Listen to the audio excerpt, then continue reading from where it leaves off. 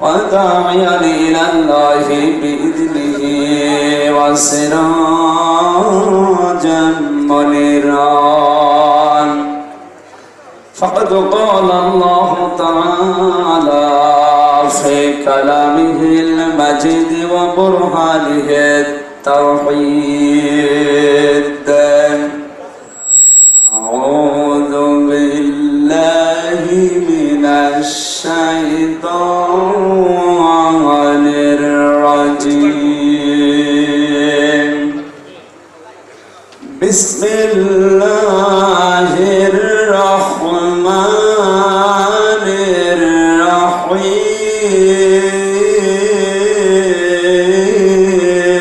الرحيم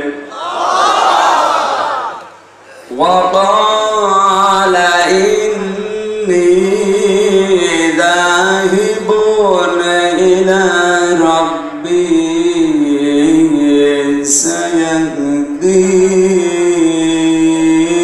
سيهدين رب هب لي من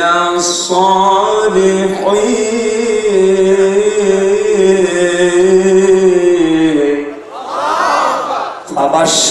فبشرناه بغلام حليم فلما بلغ معه السعي قال يا بني إني أرى في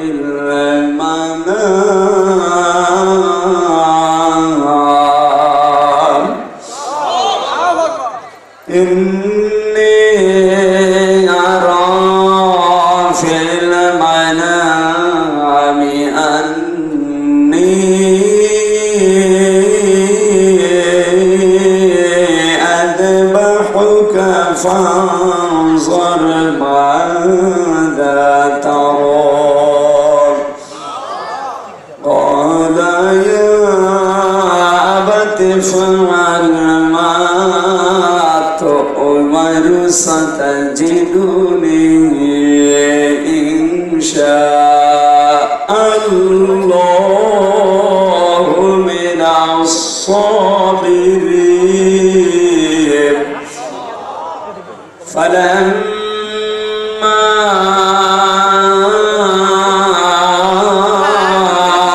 أسلما وتله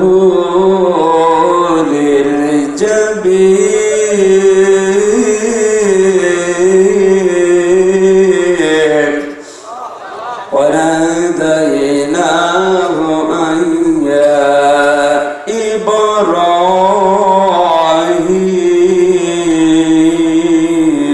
إبراهيم قد صدقت الرؤيا إنا كذلك نجزي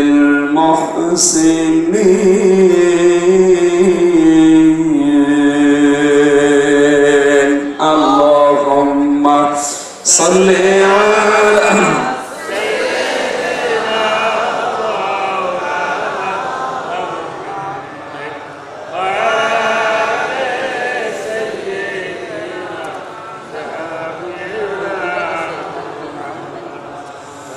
রসুল আমার ভালোবাসা রসুল আমার ভালোবাসা রসুল আমার প্রেম বিরহের মূল আলোচনা রসুল আমার কাজে কর্মের অনুপ্রেরণা আল্লাহুম্মা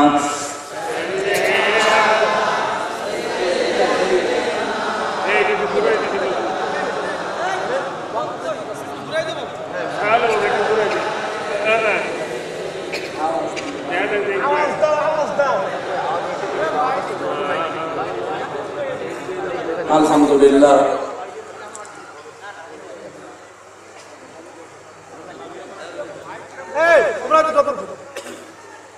বাংলাদেশের ঐতিহ্যবাহী জেলা এবং বিভাগ খুলনা, প্রাণ কেন্দ্র বাইতুন্নুর জামে মসজিদ ও মশিয়ালী অসহায় দুস্থ কল্যাণ সংস্থার উদ্যোগে 2 দিন ব্যাপী তৃতীয় বাৎসরিক মশিয়ালী বাজার মেনা বাজারে এলাকাবাসী কর্তৃক আয়োজিত তাফসিরুল কোরআন মাহফিলের সমাপনী রজনীর সমাধান সভাপতি হাজিউল হারাম জনাব আলহাজ মাওলানা তাজুল ইসলাম, তার হায়াতটা যেন আল্লাহ কবুল করে, তার জীবনের অপরাধগুলো আল্লাহ যেন মাফ করে দেন। আরো আসতে বলেন। মাহফিলের প্রধান অতিথি জনাব শেখ মনিরুল ইসলাম,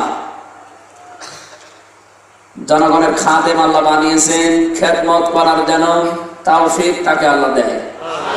বিশেষ অতিথি জনাব মোহাম্মদ আব্দুল হামিদ সরদার, জনাব মোহাম্মদ আলম সরদার, হায়াতে তাজ্জেবা সিহাতে কুল্লিয়া কামনা করি, আল্লাহ তুমি দান করো। আজকের মাহফিলের আরেকজন অতিথি এসেছে আমাদের সাথে, যশোর মুক্তিযোদ্ধা ডিগ্রি কলেজের সম্মানিত অধ্যাপক, ইসলামিক চিন্তাবিদ, শিক্ষাবিদ প্রফেসর মোহাম্মদ জাহাঙ্গীর হোসেন। শারীরিকভাবে অসুস্থ, আল্লাহ যেন শিফায়ে কামেলা আজেলা দান করেন। উপস্থিত আছেন অত্র এলাকার সর্বজন শ্রদ্ধাভাজন ব্যক্তিত্ব,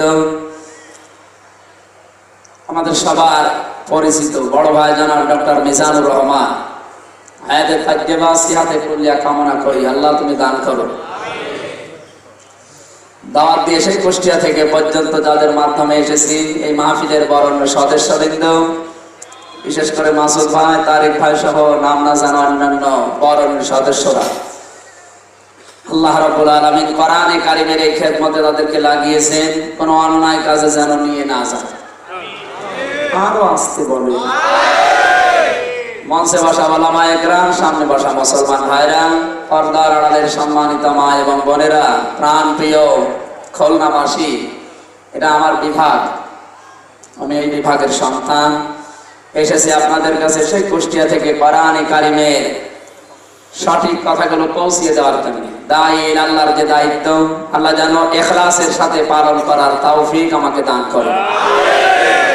যে আল্লাহ রহমত নির্বিশেষে সবাইকে কোরআনের মাহফিলে নিয়ে আসলেন, খুশি হয়ে বলেন আলহামদুলিল্লাহ, জোরে বলেন আলহামদুলিল্লাহ। কোরআন শরীফ আল্লাহ পাঠিয়েছেন হুদাল লিন-নাস, পৃথিবীর মানুষকে হেদায়েত দেওয়ার জন্য। কথা বোঝা লাগবে, প্রতিটি কথার ভেতরে শিক্ষা বের হবে ইনশাআল্লাহ। কোরআন শরীফ আল্লাহ পাঠিয়েছেন, তার উদ্দেশ্য আল্লাহ নিজেই জানিয়েছেন হুদাল লিন-নাস, এটা মানুষকে পথ দেখাবে। কাকে? আমরা কি? যে সূর্য আলো দেয়, সবাই আলো পায়? মানে যে অন্ধ আলো পায়? অন্ধ আলো পায় না, কারণ দোষ চোখের না সূর্যের দোষ? কোরআন শরীফ আল্লাহ হেদায়েতের জন্য পাঠিয়েছেন মানুষকে, কিন্তু সব মানুষ কোরআন থেকে হেদায়েত পাবে না। যারা কোরআন থেকে অন্ধ, ওই মানুষগুলোকে আল্লাহ কোরআন দিয়ে হেদায়েত দেবে না। দোষ ওই মানুষটার, আমার আল্লাহর দোষ? কোরআনের দোষ? দুধ ভালো জিনিস না খারাপ জিনিস? দুধের যে প্রশংসা আমি পড়েছি, পৃথিবীতে একটা মাত্র খাবার যাকে আদর্শ খাবার বলা হয়, দুধ। ডাক্তার বসে আছে, সন্তান হবার পরে যদি 1 ঘন্টার ভেতরে মায়ের স্তনের শাল দুধ তাকে দেওয়া হয়, কমপক্ষে 6টা কঠিন রোগ থেকে আল্লাহ সন্তানকে বাঁচিয়ে দেয়। গ্রাম্য মানুষ, অনেক মেয়েরা অশিক্ষিত, ওরা এই দুধটা দিতে চায় না, ফেলে দেয়। এটা আল্লাহ দিয়েছে রোগ প্রতিষেধক বানিয়ে, আপনি ফেলে দেবেন কেন?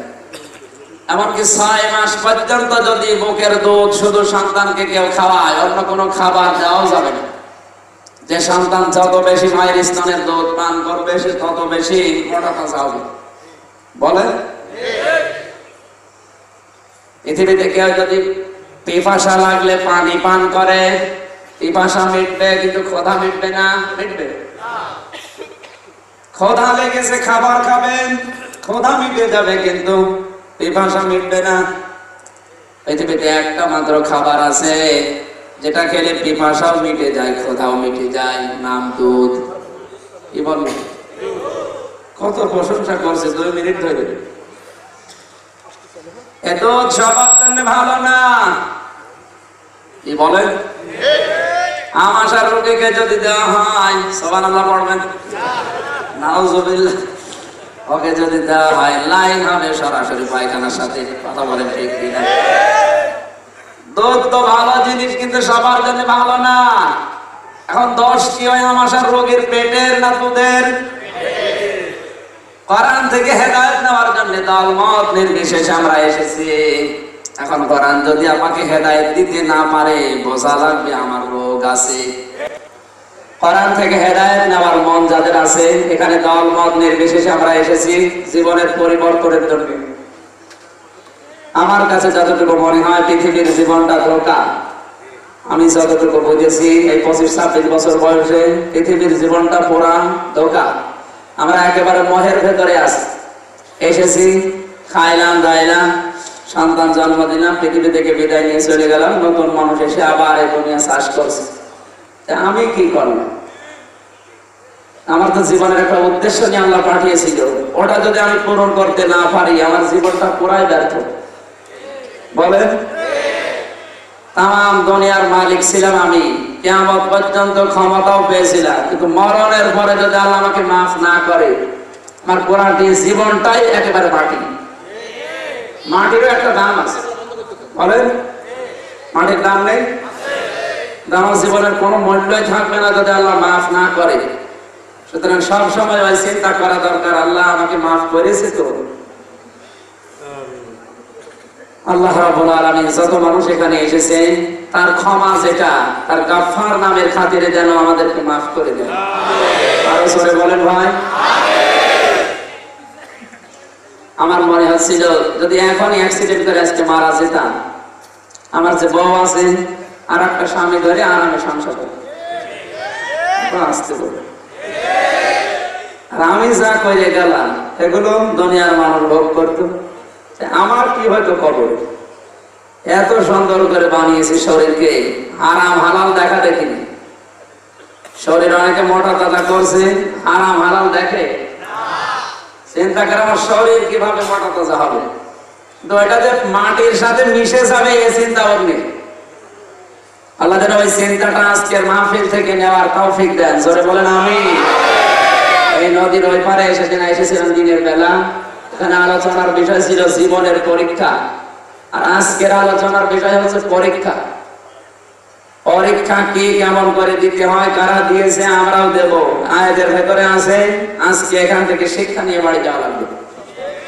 তো আসলাম গাড়ি ভাড়া করে আর গেলাম আর রথ দেখলাম, হবে? বলেন, বহু কষ্ট করে দূর দূরান্তের মানুষ এখানে এসেছে। সেই বটিয়াঘাটার কিছু মানুষ আমি দেখতে পাচ্ছি এখানে, ওরা অত দূর থেকে, এখানে বটিয়াঘাটা মানে 30 কিলো হবে। এত দূর থেকে যারা এসেছে আরো অনেক দূরের মানুষ আছে। এই মানুষগুলো যদি কিছু নিয়ে যেতে না পারে, এদের জীবনে ব্যর্থ আজকের সময়টা। সুতরাং আমাদের মন আগে তৈরি করা লাগবে। আল্লাহ যেন আবু বকরের মতো মন আল্লাহ তৈরি করে দেন। আবু জাহেলের মতো মন হলে কিন্তু আমির হামজা না, জিবরাইল ফেরেশতা ওয়াজ করলে ওর মনে হবে জিবরাইল মনে হয় ওই দলে। জিবরাইল কোনো দলে? বলেন না, মানে জিবরাইল দলের, কিন্তু আমার আল্লাহর দলে। আপনার চিন্তা ভাবনা মিলাতে হবে আমার আল্লাহর দলের সাথে। কথা বলে ঠিক কিনা? যদি আবু জাহেলের চিন্তার সাথে মিলে যায়, আমির হামজা না, আমির হামজার বাবা এসে ওয়াজ করলো, আপনার পরিবর্তন হবে। যেন আগে থেকে মন তৈরি করেন, আমি যা সম্ভব, এটা যেহেতু আল্লাহর কথা, কোরআনের কথা, এটা আমির হামজারও দোষ না, কোরআন শরীফেরও দোষ না, দোষ হচ্ছে আমার। একজন বলে বাকিগুলো সব ওই ধান্দায় আছে, এই দোষ আমাদের। কথা বলেন ঠিক কিনা? আল্লাহ রাব্বুল আলামিন বলেন, ওয়ানুনাজ্জিলু মিনাল কুরআনি মা হুয়া শিফাউ ওয়া রাহমাতুল লিল মুমিনিন ওয়া লা ইয়াজিদুজ যালিমিনা ইল্লা খাসারা। সূরা বনী ইসরাঈলের 82 নম্বর আয়াতের ভেতরে আল্লাহ দিয়েছেন এই কোরআন নাযিল করার পরিক্রমায় এমন এমন বিধান দিয়েছি যেগুলো মেনে নিলে তোমাদের শেফা, রোগ মুক্তির কারণ হয়ে দাঁড়াবে। আমরা যদি জিজ্ঞাসা করি আল্লাহ আমাদের শরীরে রোগ নেই, আল্লাহ বলেন শুধু শরীরের রোগ না, রোগ আছে তোমাদের মনের, পরিবারের, সমাজের, রাষ্ট্রের। মনের ভেতরে যে রোগগুলো জন্ম নিয়েছে, হিংসা, অহংকার, তাকাব্বুরি, লোভ, এগুলো আমি কোরআন দিয়ে দূর করতে চাই। পৃথিবীতে তোমার ভেতরে যদি হিংসা বাসা বাঁধে, আমি আল্লাহ বলছি হিংসা যদি সারা পরিমাণ কারো ভেতরে থাকে, নবীজি জানিয়েছেন আল্লাহ তাকে জান্নাতে দেবে না। হিংসা এখন বাংলাদেশে নেই, এটা এখন একেবারে মারাত্মক আকার ধারণ করেছে। হিংসা কাকে বলে? আমার হোক, ওর যেন না হয়। আরো আসতে বলে আমার 10 তলা কেন 20 তলা হোক, ওর যেন পড়ে ঘর না হয়। এরকম চিন্তা আছে কার কার? হাত তোলেন তো। কারণ নেই, ফেরেশতা।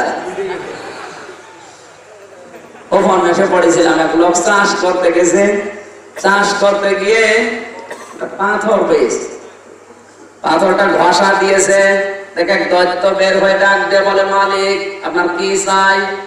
যা চাইবেন আমি তাই এনে দেব, কিন্তু আপনাকে যদি আমি 10 টাকা এনে দেই, আপনার পাশে যে থাকবে তার 20 টাকা হবে। ও গ্রাম্য মানুষ বলছে দরকার নেই, এত কষ্ট করে আমি পাথর পেয়েছি আর আমি 10 টাকা পাবো, আর পাশের 20 টাকা, তোর ঘষা আর লাগবে না। বাড়িতে এসে স্ত্রীকে বলে এটা কুদরতের পাথর, সাবধান ঘষা যেন না লাগে। স্ত্রীর কাছে রেখে ও গেছে মাঠে, ওর বউ চিন্তা করছে ঘষা যেন না লাগে। মেয়ে লোককে আপনি যে কাজ নিষেধ করবেন, গোপনে সেটা আগে করবে, আসতে পারবে। যাদের বাড়ির মহিলা করে তারা বলছে ঠিক, যত নিষেধ করবেন যে কথা কাউকে বলবা না, ও কখন এসে আরো বলে দেবে। ওরে বলেছে ঘষা যেন না লাগে, চিন্তা করছে স্বামী আমাকে ওসিয়ত করেছে ঘষা যেন স্বামী সেই মেয়ে আসতে করে পাথর বের করে দিয়েছে ঘষা। দৈত্য বের হয়ে বলে, মালিক কি চাই? কি চাই বোঝো না? সারা জীবন কুড়ি ঘরে আছি, একতলা বাড়ি চাই। একতলা বাড়ি হয়ে গেছে, বাঁশের বাড়ি সব 2 তলা। লোকটা মাঠ থেকে বাড়িতে এসে নিজের বাড়ি আর চিনতে পারেন, আমার বাড়ি কই? সে কুড়ে ঘর তো নেই। বহু কষ্ট করে নিজের বাড়িতে গিয়ে বসে, পাথর কই? সে ঘষা দিয়ে ফেলিস। তুমি তো ঘষা দিলে বোঝো না, কি বুঝবো? বাইরে তাকিয়ে দেখো সব 1 তলা না 2 তলা হয়ে গেছে। পাথর আবার বের করো। পাথর আবার যখন নিয়ে এসেছে, ঘষা দিয়েছে, বের হয়েছে দৈত্য বলে, মালিক কি চাই? কি চাই মানে আমার 100 কানা করে দে। আমার যদি 100 কানা হয়, পাশের বাড়ি সব 200 কানা হবে। এক কথা বলা লাগবে। এরকম হিংসা দেশে আছে না নেই? এটা সবচাইতে বেশি মেয়েদের ভেতরে, বেশি বলে কেন? ওরা সহ্যই করতে পারে না।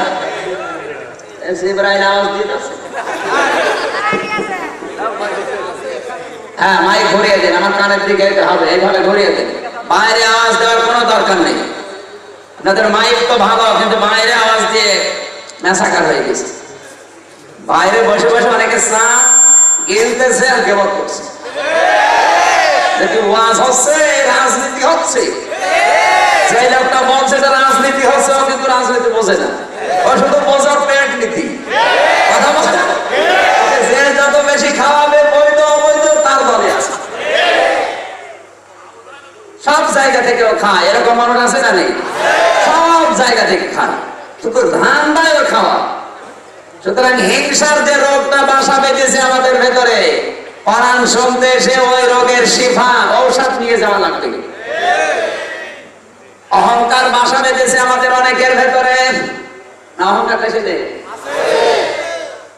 অহংকার কাকে বলে? কত কিছু, সব কিছুর অহংকার এখন অধিকাংশ মানুষের ভেতরে বাসা বাঁধতেছে। কেউ রূপের অহংকার করে, চেহারা যদি সুন্দর হয়, কালো মানুষ দেখলে মানুষই মনে করে না। আমি ভয়ে বাজারে যাই না চিকন বলে, মোটা মানুষ না জানি চেপে মেরে ফেলবে যে স্যার পড়ার মতো মানুষ যদি 10টা আমার চেপে ধরে আমি এই দুনিয়ায় থাকবো না, সবাই নিয়ে যাবে আমারে। ভয়টা আমি বাজারে যেতে পারি না, আল্লাহ না জানে আবার চেপে আমার মেরে ফেলে কিনা। স্বাস্থ্য যাদের ভালো আমার মতো চিকন মানুষেরা মানুষই মনে করে না।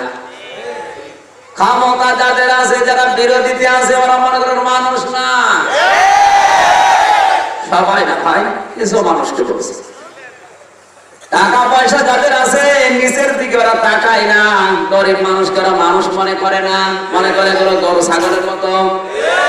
এই যে অহংকার, এই রোগটা মুক্ত করা লাগবে কোরআন দিয়ে। আল্লাহ এই জন্য নাযিলু দিয়েছেন, আরো নাযিলু মিনাল কোরআন, নাযালা না দিয়ে নাযিলু দিয়েছেন। কোরআনে কারীম দিয়ে ধারাবাহিকতায় আমি সাজিয়েছি, রোগ মুক্ত করে দেব তোমাদের। তোমাদের তাকাব্বুরি অহংকার যেটা আছে ভেতরে থাকবে না। আল্লাহর এক বুজুর্গ বান্দার জীবনে পড়েছে এই যে অহংকার রোগ। সাধারণ আমলগুলো পরিবর্তন করা কিন্তু সহজ, কিন্তু ভেতরে যে হিংসা অহংকার লোভ, এটা পরিবর্তন করা অত সহজ না। আপনার মন কখনোই চাইবে না যে ছোট হই, চাইবে না। যে যত বেশি উপরে থাকে তার তাকাব্বুরি তত বাড়ে। আল্লাহ রাব্বুল আলামিন বলেন, তিলকা দারুল আখিরাতু নাজআলুহা লিল্লাযীনা লা ইউরিদুনা উলুওয়ান ফিল আরদি ওয়ালা হাসাদা ওয়াল আকিবাতু লিল মুত্তাকিন। সূরা কসস 20 নম্বর পারা 16 নম্বর পৃষ্ঠা, 14 নম্বর পৃষ্ঠা, 13 নম্বর লাইনের শেষ নাম্বার উপর 83 নম্বর আয়াতটা। আল্লাহ বলেন, আখিরাতের ঘর আমি তাদের জন্য বানিয়েছি দুনিয়ায় যারা হনু প্রকাশ করে না। কি হনু রে? হনুমান হয়ে গেছে, নিজেকার মানুষই ভাবে না। আজ পৃথিবীর দিকে তাকান, আয়াতটা একটু মিলান। যে যে দায়িত্বে আছে ওর দায়িত্ব যদি একটু বড় হয়, ওর অহংকার ওর তাকাব্বুরি তত বেড়ে যায়। সে লোকগণকে মানুষ মনে করতে চায় না, ওগুলো মনে করে ওর খাদেম, ওর গোলাম। একটা বারের জন্য চিন্তা করে না আমি যদি শ্রমিক হতাম আর এই শ্রমিক যদি আমার মালিক হতো, ও যদি আমার সাথে এই আচরণ করতো আমার কেমন লাগতো। এক কথা বলেন। এখানে ওলুম্পাং ফিল আরদি দিয়েছেন আল্লাহ। আখিরাতের ঘর তো আমি তাদের জন্যই বানাবো যে মানুষগুলো দুনিয়ায় ওলু প্রকাশ করবে না। আমি অনেক মানুষকে দেখেছি পৃথিবীতে বড় বড় দায়িত্ব থেকে তারা মাটির মতো আচরণ করেছে। আর কিছু পাপী লোক আছে, জায়গা পেতে দেরি, ওর অহংকার আসতে দেরি হয় না। এখানে চেয়ারে যারা আছে ওদের হিসাব সবচেয়ে বেশি হবে। চেয়ারে থাকলে লাভ দেওয়া যাবে না। বাংলাদেশের এখন নিয়ম পাল্টে গেছে, যে যখন চেয়ারে ওঠে সে তখন গিয়ারে ওঠে। আমরা 4 জন চেয়ারে আছে, আমরা এখন গিয়ারে আছি। মনে করছে মানুষ আছি, এখন আমরা গিয়ারে। চেয়ারে থাকলে লাভ দিলে আমার আল্লাহ বলেন, শুধু একটা চেয়ার আমার কাছে আছে যেটা কোনো পরিবর্তন হয় না। আসিয়া করেছে সামাওয়াতি ওয়াল আরদ, তার নাম আমার চেয়ার কুরসি। আসমান আর জমিনে যেটা ছড়ানো, ওইটা বাদ দিয়ে দুনিয়ার যত চেয়ার, সব চেয়ারের পরিবর্তন আছে না নেই? আলোচনা বলেন। অহংকার করা যাবে না ক্ষমতার। আপনি যেটা নিয়ে অহংকার করেন ওইটা আপনার না, ওইটা আপনার আমানত। আলোচনা বলেন। ওয়ালা ফাসাদা, দুনিয়ায় যারা বিশৃঙ্খলা তৈরি করতে চায় না, অনেক মানুষকে দেখা যায় নিজে কিছু করে না, গন্ডা বাহিনী রেখে দিয়েছে, তলে তলে তাদেরকে দিয়ে বিশৃঙ্খলা ঘটায়। আর সব জায়গায় তাকান, অনেককে পাওয়া যায় না অ্যাক্টিভ, পেছনের দরজা দিয়ে সাহায্য করে। এই কথা বলা বল লাগবে। কত জায়গায় সমস্যা, বিভিন্ন প্রতিষ্ঠানে, মিল, কল কারখানায়, হাসপাতালে, ক্লিনিকে, কত জায়গায় সমস্যা চলছে। আপনি সমস্যা যে লোক ঘটায় তাকে খুঁজে পাবেন না, কিন্তু পেছনের দরজা দিয়ে কাজ করে। এজন্য আল্লাহ বলেন, আখিরাতের ঘর আমি তাদের জন্য বানাবো না যারা ফাসাদ বিশৃঙ্খলা তৈরি করবে। ওয়াল আকিবাতু লিল মুত্তাকিন, যারা ভদ্রলোক, যে মানুষগুলো দুনিয়ার জীবনটা বেছে বেছে চালাবে। নৌকা পানিতে চলে কিন্তু কোনোদিন পানি নৌকার ভেতরে ওঠে না, যদি ওঠে ওই নৌকা চলে না। কথা বলে ঠিক কিনা? মুত্তাকি যারা দুনিয়ার এই গুনাহগার, গুনাহমুক্ত পরিবেশে, গুনাহযুক্ত পরিবেশে চলবে, কিন্তু গুনাহ যেন তার ভেতরে উঠে না যায়। এই মানুষগুলোর জন্য শুভ পরিণাম আমার আল্লাহ বলে তাদের জন্য অপেক্ষা করছে, যারা মুত্তাকি। এদের শেষ পরিণতি হবে ভালো। এদের অহংকারের রোগ, তাকাব্বুরের রোগ যাদের আছে, এই মানুষগুলোকে পরিবর্তনের জন্য আল্লাহ আমার কোরআনের মাহফিলে নিয়ে এসেছে।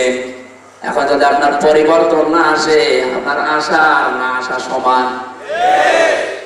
যারা দায়িত্বে আছেন, এখানে অনেক দায়িত্বশীল মানুষ বসে আছে, অনেক চেয়ারে বসা মানুষ বসে আছে। আমি নিজের থেকে শুরু করে আপনাদেরকে বলছি, আমাদেরকে ছোট হওয়া লাগবে। সবাই চিন্তা করবেন, আমি যদি ওই জায়গায় থাকতাম তাহলে ও আমার সাথে এই ব্যবহার করলে আমার কেমন লাগতো। আমি যতটুকু জানি এটা মানতে চাই না বিশ্ববিদ্যালয়ের স্যার যারা, তারা এটা সবচাইতে বেশি বিশ্ববিদ্যালয়ের স্যার যারা, তাদের ভেতরে ওরা ছাত্রদেরকে কিছু মনেই করে না, যেহেতু নাম্বার ওদের হাতে। আমি 7 বছর ভার্সিটির জীবনটা পার করে এটাই পেয়েছি, নিচে যারা আছে ছাত্র ছাত্রী, ওদের মানুষ মনে হয় না।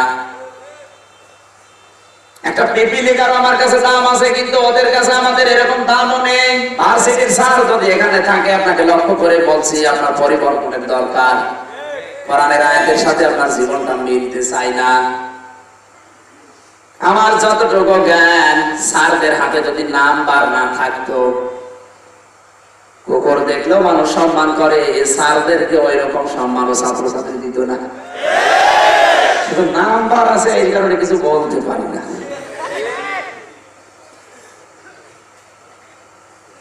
আমি আপনাকে ইন্ডিকেট করে বলছি না, পরিবর্তনের জন্য বলছি, যেহেতু এটা আপনাদের ভেতরে আরো বেশি পাই।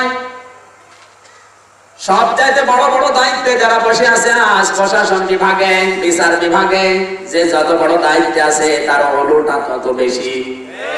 এদের আপনাকে ছোট হওয়া লাগবে। আল্লাহর ওলিরা জীবনেতে দেখেছি, ট্রেনে যখন যেতেন সিট থাকতো, বসতেন না, সিটের নিচে শুয়ে পড়তেন। মানুষজন সিটের উপরে বসে পা দিয়ে পা লাগতো। লোকজন বলে কি, তোমার জন্য আমরা বসতে পারি না, পায়ের নিচে কেন? তখন নিজের মনকে ধিক্কার দিত, তুমি নিজেকে খুব বড় মনে করো, কত মানুষ তোমার সম্মান দেয় আর তুমি মানুষের লাথি গোটা খাও। মনকে বুঝ দিত, অহংকার করার কিছু আমার নেই। নিজেকে ছোট করার জন্য মন আপনাকে কোনদিন ছোট হতে দিতে চাইবে না, কিন্তু আপনার ছোট হওয়া লাগবে।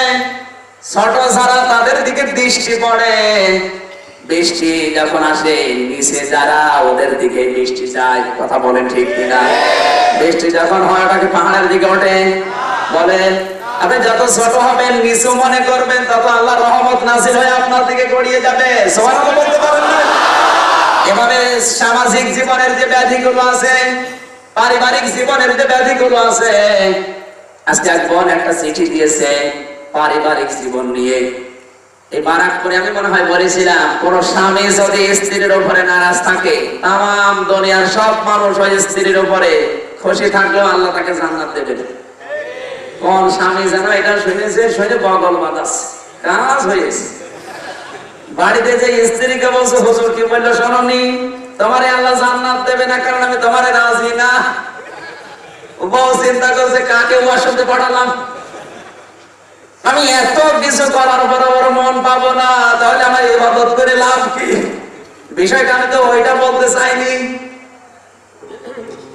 স্বামী যদি তার নিজের দায়িত্ব পালন করে, এরপরে যদি স্ত্রীর মন না পায়, ওই স্বামীকে আল্লাহ ওই স্ত্রীকে আল্লাহ জান্নাত দেবে না। আর স্ত্রী যদি সর্বাত্মক ভাবে স্বামীকে খুশি রাখার জন্য চেষ্টা করেছে, তার খেদমত করে, তার সেবা শুশ্রূষা করে, তার কথাগুলো মেনে, এরপরেও যদি ওর মন না পায়, তাহলে ওই রকম স্বামী নারাজ থাকলে আল্লাহ জান্নাত দেবে না। কথাটা এরকম না। এই কথা বলছেন না? তুমি যৌতুকের জন্য পিটাবা, চেহারা খারাপ এজন্য দেখতে পারো না, অন্যের বউ দেখে খুব খুশি, এরকম মানুষ দেশে আছে না? আল্লাহর নবী বলেন আমার কাছে যে তিনটা জিনিস ভালো লাগতো তার এক নাম্বারে আমার নিজের স্ত্রী। কার স্ত্রী? আরো জোরে বলেন। আমাদের কাছে ওই তিনটা জিনিস ভালো লাগে, তার ভিতরে এক নাম্বারে স্ত্রী। তা আমার নিজেরটা বাদ দিয়ে অন্যেরটা না, মানে এরকম মন আছে কার কার? হাত তোলেন তো ভাই। নিজের বউ বাদ দিয়ে অন্যের বর দিকে না হাত তোলেন। এখানে আছে অনেক আল্লাহর ওলি বসে আছে, মনে কাছে হুজুর জানে না, নাম বলবো? নাম বলে দিলাম। জিবরাইল কিন্তু সব খবর দিয়ে যাচ্ছে উপর থেকে। নিজের বউ বাদ দিয়ে অন্যের সাথে লাইন করে আছে, কারা কারা হাত তোলেন? কি হয়েছে? হাত তোলেন না কেন ভাই? এরা তো যারা তা আপনি তো বলতে পারেন। ও এরা তো নেই। সম্মানিত ভাই, আমি হাসির খোরাকি দেয়নি। আজ পরকীয়া প্রেমের কারণে কত সংসার জাহান্নামে হয়ে গেছে। কথা বলেন। নবীজি বলেন স্ত্রী ভালো লাগতো আমার নিজেরটা, আর হাদিসটা উল্টে গেছে, স্ত্রী ভালো লাগে নিজেরটা বা অন্যেরটা।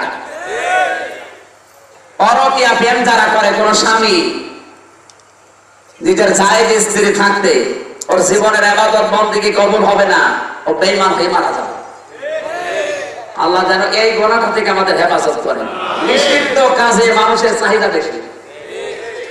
আসতে বলো, যে কাজ নিষেধ করবেন মানুষের মনটা ওইদিকে বেশি চায়।